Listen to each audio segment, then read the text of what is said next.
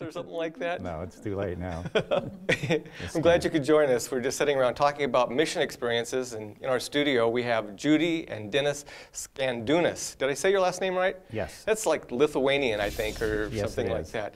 And anyhow, we just were talking about recent mission trips, and we're happy that you could be with us here. I think you'll really enjoy the program today. They just recently came back from northern India and Nepal on a mission trip. And the reason I invited them to come to the studio is because they went and interfaced with one of our projects in North India. And you folks didn't do the application process and everything. I kind of said, you came in through the back door, kind of. You actually just kind of contacted me and asked, hey, we're going to be traveling in India, visiting different ministries. We'd like to go and check on the work that Sandra and Terry Horner are doing. And would that be okay? And I said, sure. And so you folks kind of like on the outside looking in, checking on one of our projects, not as missionaries working with our ministry, but just kind of like freelance missionaries, I guess you could say. So how'd you happen to know about this particular project with Sandra and Terry Horner in North India to begin with? We've been getting the magazine from Layman Ministries for years and followed the projects and just thought someday we'd love to go visit their project. We've been in Nepal before, and just that whole Nepali culture and the mountain area appealed to us.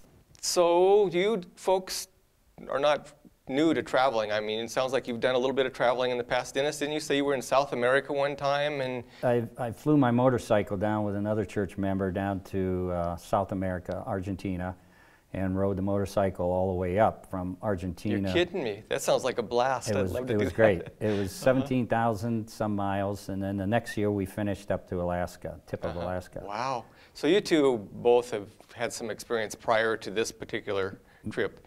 So where all did you go in India, and when you got up to where Sandra and Terry, where our training school is, our Life Education Health Training Center, how long did you plan on staying there? Well, we weren't sure. We knew we had 7, 8 weeks left. We spent other times in other countries, and that was going to be our last place to be. And so we're checking it out. Judy and I were just checking it out when we first got there. But at the same time, when we just got there, Sandra says, don't unpack because I have you going with a team to Nepal. And they broke out in 4 teams. So I mean, you meet Sandra for the first time and you just arrive there and she's saying, don't unpack your bags. Yes. And what's up with that? And she gave us a schedule, what I needed to speak on. And I get real nervous.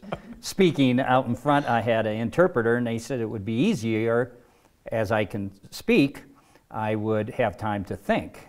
But it doesn't work that way for me. With the interpreter, I lost my thoughts, but it was good. So you got there, and you didn't even hardly unpack your bags, and then you guys went to Nepal then from North India? Is that what you're saying? Yes. Where did you actually go? I mean, kind of give me a general idea of where you two ended up.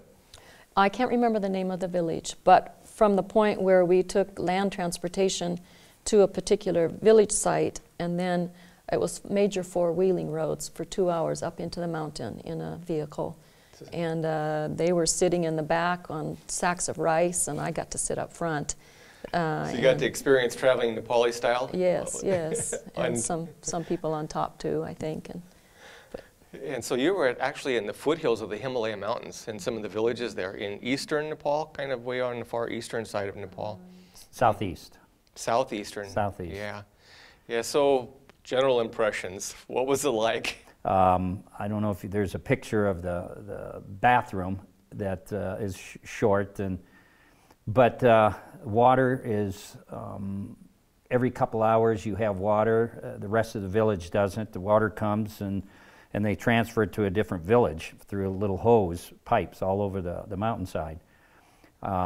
They gave us a table. It was a regular kitchen table, and they put blankets on it and says, we know the Westerners don't like sleeping on the floor, they like beds. So they gave us a table. That was your bed? That was our And you bed. said something about toilets. Now, I've been in these parts of Nepal, and one of the reasons we're running a health education lifestyle center is because people don't have toilets, period, and they just go out into the bushes, kind of. So you were saying they have some kind of makeshift outhouses or something like that, or? Yes, it was 10. It was a little squatter. And this was because of probably the teaching of our missionaries going there and working with the people, I imagine. Yes. So what other kind of things did you experience while you were there, as far as like the hygiene and things like that? For 2 weeks, I did not have a bath or spit bath of any kind, which is a first in my life. The water was there at times, but the privacy was not, and the little outhouse was. What did the Nationals do? They bathe underneath their clothes out in this big cement square that's supposed to be the squat pot, designed for that. Okay. Yeah, and then they wash their dishes on the ground. The chickens are right there, or when you're finished eating, the chickens come up to the table and eat off your plates, and we're more challenged. Did you see them washing the pots and pans out with mud? Yes. Did you notice them doing that? Yes, we did that. Each meal they had to break sticks and cook. There was no gas stove, no anything else. It was just sticks, and we waited for our food for hours. And rice and potatoes, rice and potatoes. Rice and potatoes. Rice and greens. And they ate with their fingers, and we asked for spoons. So Judy and I were the only ones with the spoons, and they felt comfortable eating their tradition. Did you get to see any of the churches that Sandra and Terry's teams have been involved with building? Did you get to speak at any of the churches? Or? In Mangpu, yes, they built the church, and it's really... Well, that's a beautiful facility. It's a very, very special. I guess Terry and Sandra and the students at that time built it, and we were there. Yeah, just very impressed overall with the whole various program. Places all over eastern Nepal. We've built probably about 8 or 9 churches. They're more primitive than the one that you folks were in. I didn't know if you got to actually see any in the field or not, but they're a little bit not as nice as that one. But actually, these places, people are just Hindus, and they go in there and work with these folks and establish churches. It's really quite amazing. What kind of experiences did you have out in the field? Tell me about what you were doing and such out there. I mean, Sandra, did she say, okay, we're heading, and did she tell you what you were going to do, or was it just winging the whole thing? Or well, what? No. She had a layout there of when I spoke, when she spoke, when the student spoke, the translator. So it went all day long. Morning worship, afternoon, evening. Evening was the big one, where the village would come in, and they had the speaker, and you wouldn't want to sit next to the speaker because it was very loud. So, Dennis, I mean, what did you think when she all of a sudden, you don't even know Sandra or Terry, you're going, okay, we're going to go to Nepal, and she hands you this piece of paper. What did you see on there? What kind of responsibilities did she give you? Well, and what was your reaction? My reaction was I talked to the interpreter real quick, and I says, can you do my part? And he says, no, you're doing your part, and I'll help you, So, but as it went, I enjoyed studying, and it worked very well. We had the local village, which was the village there was maybe 15, 18 buildings. And so we had a turnout of maybe 25, 30 people each night. And what was your responsibility then? What were you doing? Giving talks on Daniel. So, and you were all prepared for this? No, not at all. So. Luckily, I brought literature, and they also, the students did, and we shared the notes, and they had Daniel also, different parts of Daniel, so it was very good. I enjoyed it when we left. When you left, did you feel like the Holy Spirit worked with you in being able to get out of your comfort zone and doing that, and you could see that the people were really listening? And yes, and I'd do it again. I'd still be stressed and nervous, but I'd do it again because it was a blessing. Praise God. It got me out of the comfort zone. They listened. They understood what the message was. Then when we left, or the last night, it was a good turnout. It was more turnout then. And they came over, they knew it was the last night, and because of the speakers were so loud, they could hear it at home also. Wow. So they didn't have to come into the hall we had made. So they really missed us. I mean, they really enjoyed us, and there was Adventists there, and there was another church there, the Pentecostal, and the pastor was there each night listening. Wonderful. So. No, it was good. Judy, what were you doing there? What was your responsibilities when you got handed this sheet of paper? I also had some sermons I had to give. They had morning worship, and then they had a children's program in the afternoon. So we had the stories from the picture roll and taught the kids. And the students also that came, they did a great job with the children. How many kids would show up for some of the meetings on generally? And how many different villages did you go to? Do you know? We personally, the meetings were at one village. I'd say about maybe 10 at the most students.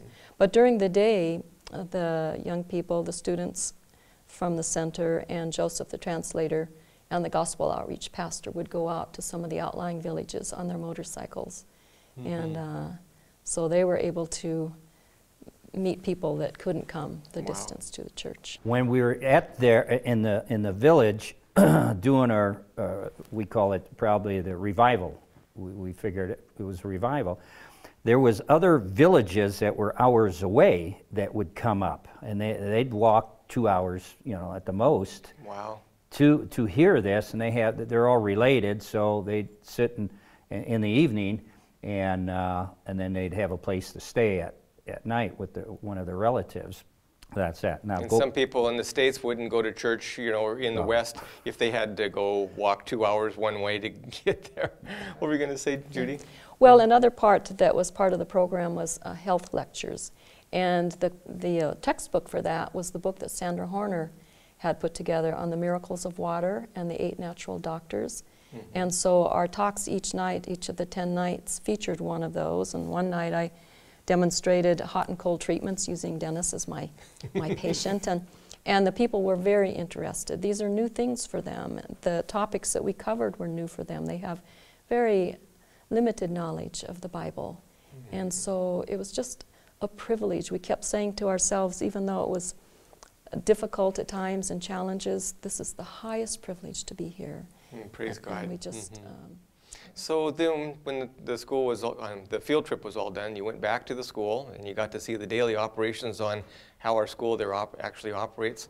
What was the general routine of the school, and what was their kind of schedule, and what was your impression of what they were doing there? Well, we were impressed. When we were there, we saw how she split up, and there was other missionaries there too that were there just a few weeks before us. They had a short term, 6 months. That was Joshua and Emily Juresic, right? Yes. The couple, yeah, nice couple. And they were dedicated also. And he went to a different part. The school split off in 4 groups. We went to Nepal. He took another group somewhere else. So he was doing his field work in a different area.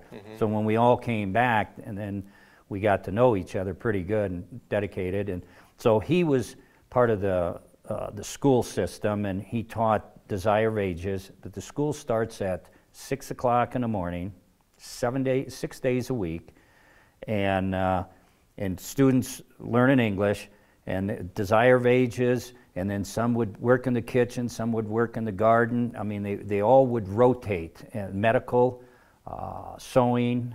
I was there. They were going through the prophecies of Daniel and Revelation with these kids. We saw that they know more than many of us here in the United States know in our church about the Bible, and they're able to share it.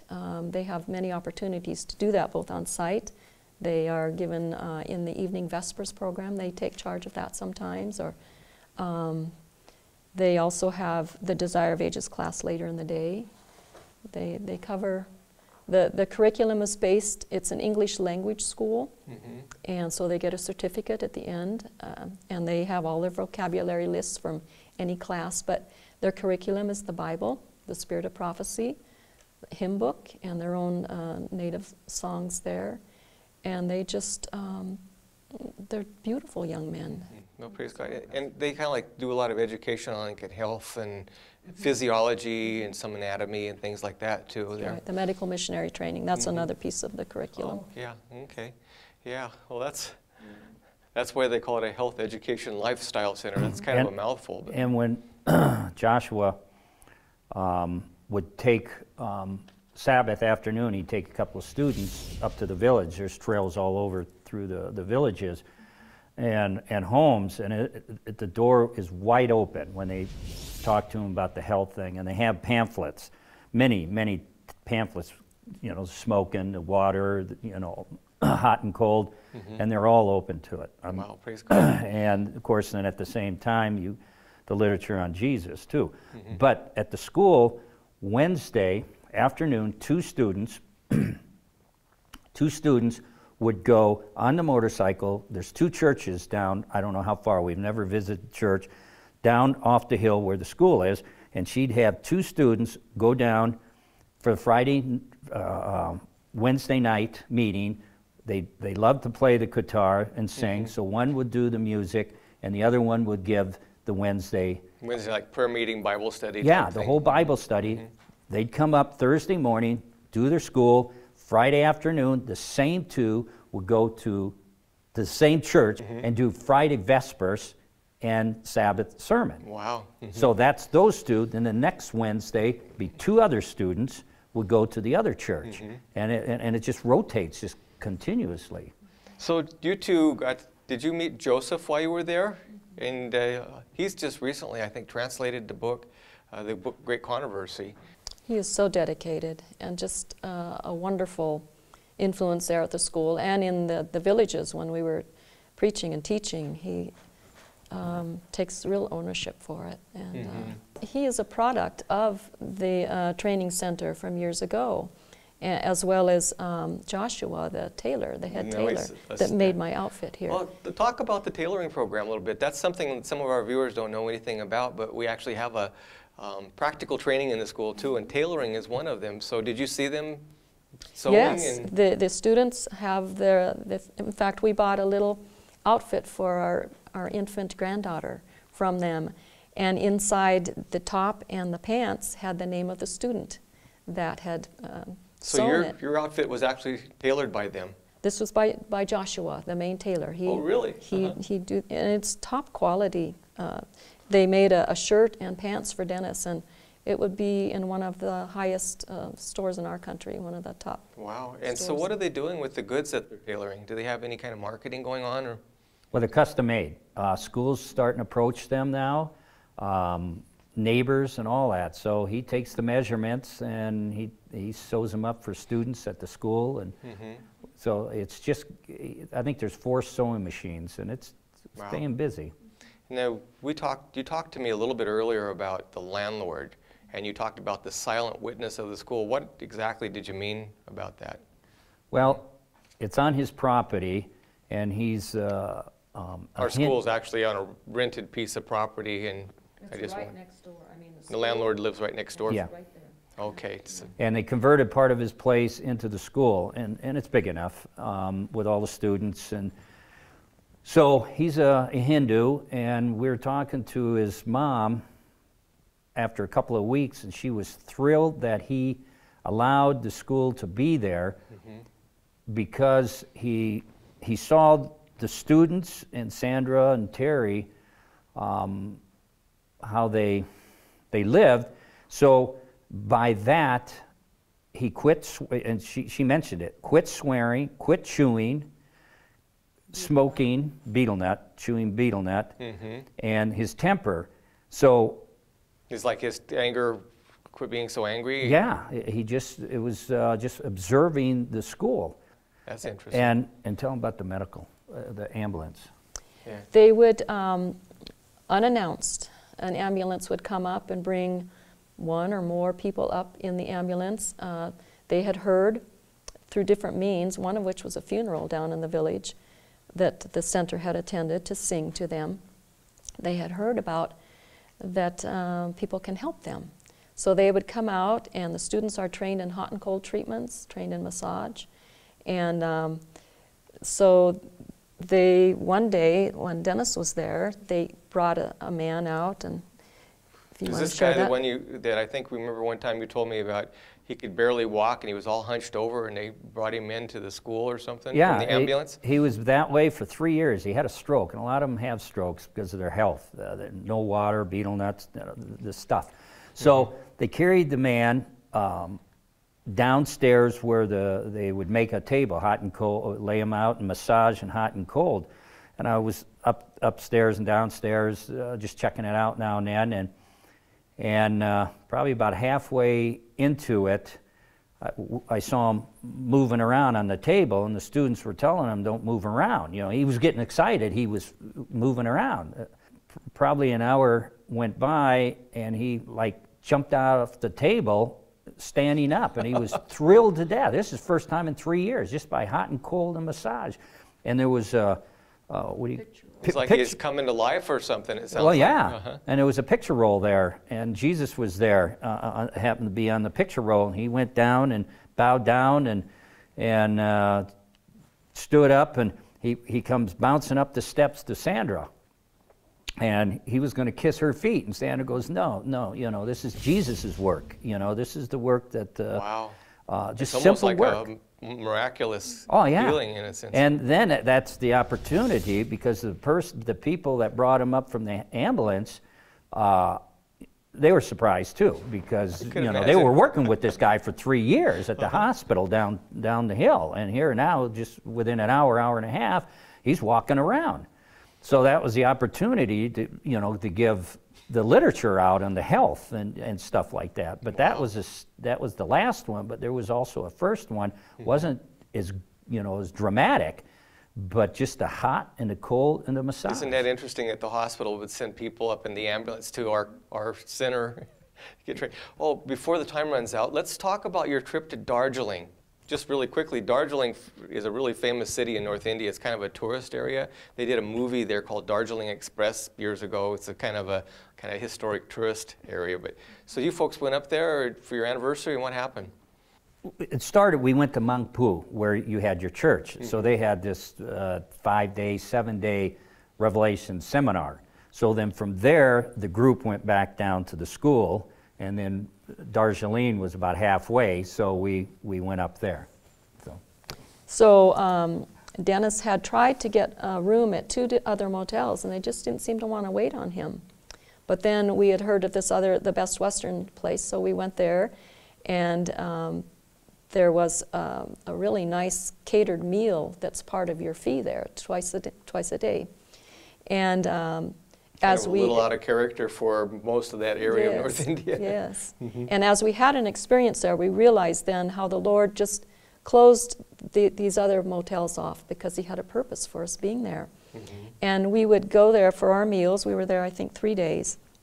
And these young men, the stewards, would come and wait on us, water, or ask if we needed anything. We would go up to the buffet to serve ourselves. But as we were nearing our close there, being there, both 2 young men came at different times and said, "Are you a Christian? Are you Christians?" He's the waiters there. Yes. One is named Deep. He's the shorter man in the pictures you'll see, and Sandeep is the other one. And so we talked with them, and the taller man is a Christian. And he told us, "Please do not forget me when you go back to America. Please pray for me." Wow. And he's been trying to witness to his friend, Deep, there, who is Hindu. And so we gave them some of the literature that we had brought, that Sandra and Terry had developed, that's in Nepali on different Bible topics and the medical missionary. And then afterwards, when we went back to the center, we had a copy of Steps to Christ that Joseph had translated, and The Great Controversy, that we later had sent by Joshua and Emily back to Darjeeling to the acting pastor to please take to them, and he said he had done that. So I think it's because we ate fruit, and maybe because we bowed our head for prayer, that they wondered if we were Christians. Yeah, people are watching. We never know about the silent witness of how it can affect people. Generally, now that this was your first time going to this project, what was your impression with Sandra and Terry? We were so inspired and blessed by them. Their dedication. Sandra, I guess, has been there 14 years, I think, in Nepal. She speaks English with a Nepali accent. There is one particular sound that kind of go, and she does that with some of the English sounds when she's speaking English. And they call her Sandra Miss, and then they call Terry, who's been there, I'm not sure how long, but at least 10 years. She goes for 6 months each year. And they call her Mommy, and just love both of them. And their dedication, we would sit in and watch some of the lectures that Terry would give, and just how they've dedicated their lives. It is it's truly inspiring to us. And Terry, being 70 years old, is not using the age, not, you know, the excuse. She's very healthy. She can walk right along with the students up and down these mountains. So we are very impressed with the dedication, and the students love them, you know. So you two going there, kind of like we started out this program, outside looking in. You know, you're not layman ministry missionaries. You're people who just happen to want to go that direction and pop in and see what was happening. What did you see the needs are for this project and what they're doing up there? Did you notice things that people who are watching this program might be interested in trying to help? I think they can use people coming to help in any way. They, in the most recent Layman Ministry magazine, they actually had provided a list of what could be helpful to them, and funds for Bible workers, funds for churches in other locations. In fact, the one in Nepal that we were at, they actually had put together a proposal to submit to Sandra and then to the General Conference requesting a church, and the GC called while we were there.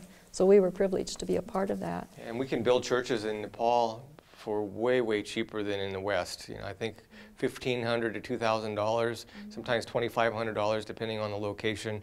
We can build a pretty nice little church for new believers there. Now, at the beginning of this program, you said you're going to be going back. Are you folks leaving pretty soon to go on another mission trip? Yes, we are. We're November 4th. We'll be flying out to other projects.